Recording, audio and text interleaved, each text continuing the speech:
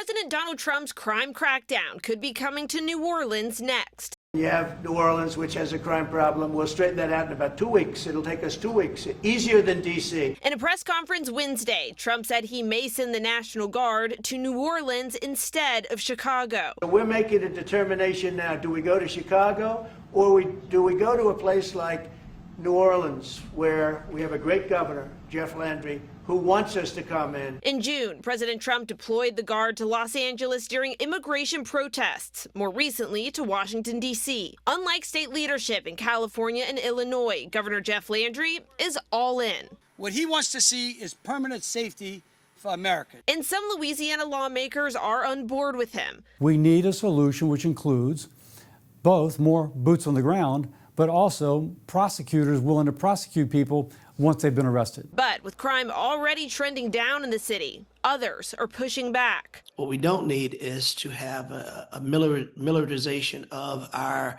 police department. Local leaders have expressed mixed reactions to the president's comment, but could the National Guard actually help drive down crime? Metropolitan Crime Commission President Rafael Goyeneche says maybe.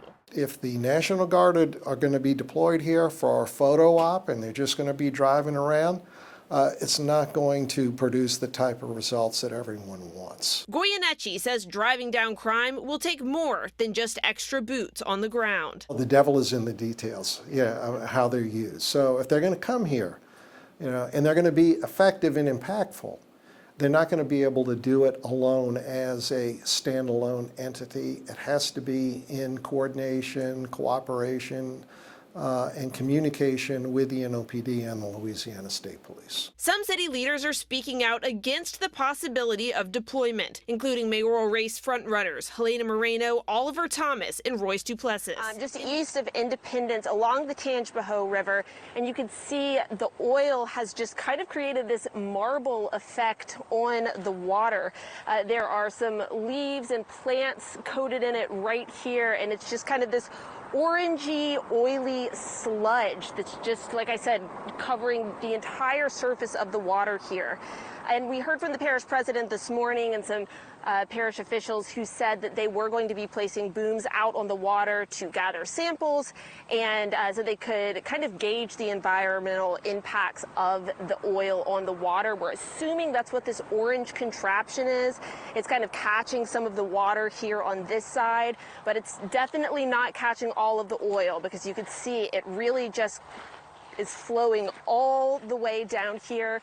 Now, a sunny Saturday, this would normally be a much busier scene, but they have put these signs up that say river closed, no swimming, so there might be a few people walking along the river, but definitely no one getting in this water. Now, the smell is something else to note. It was like we opened the car doors and it immediately just kind of hits you in the face.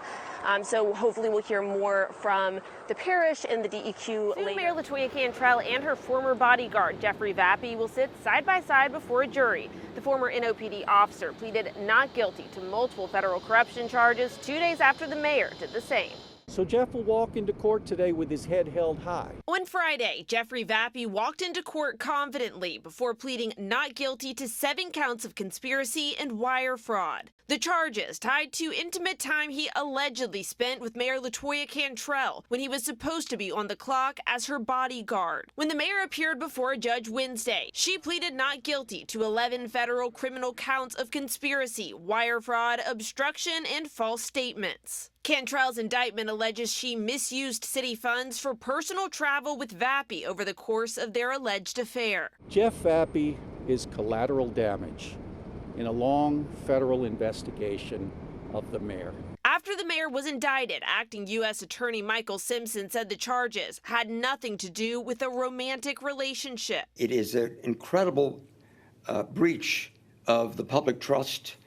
It's an incredible betrayal of people's confidence in their own government, and it's a violation of innumerable federal criminal laws. Vappie's lawyers say they disagree. In the courtroom is where Jeff is going to tell his story, and he's going to tell it to a jury, and that jury, not the U.S. attorney, is going to decide whether he is guilty or not guilty. Loyola law professor Dan Cialino says Vappie telling his side of the story could work to his advantage. Juries, I believe, are more likely to acquit if the defendant takes the stand and is a persuasive witness.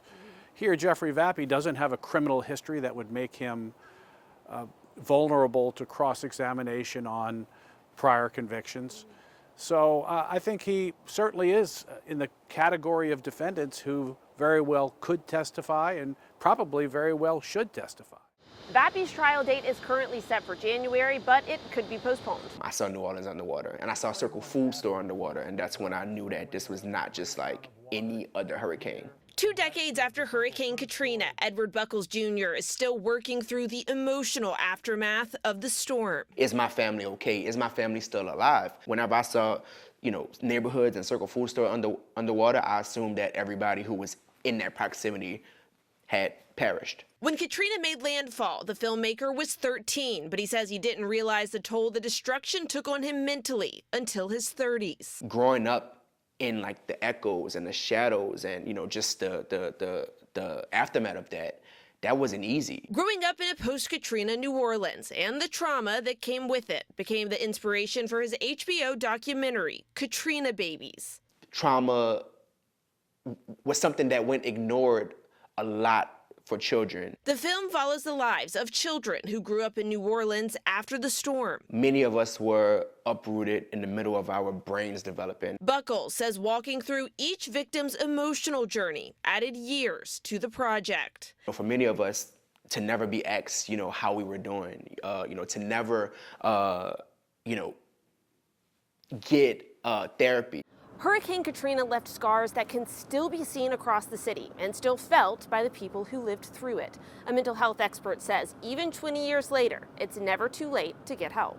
You don't have to be in crisis for therapy to be beneficial for you. Therapist Erin Stevens describes why therapy can be helpful for storm survivors. What happens when your entire support system went through the same thing you did? You need also a person who doesn't really know your perspective and doesn't have an opinion and can just listen without any sort of bias. And Stevens says trauma can resurface in ways you might not expect. It actually might be affecting you somatically. That can be through, stomach issues, headaches. So on the 20th anniversary of the storm, that changed everything. Stevens and Buckles say you don't have to face the emotional aftermath alone. Experiencing Hurricane Katrina, whether you stayed or evacuated, and being uprooted as a kid, that's not normal. In New Orleans, Amelia Strahan, WWL, Louisiana.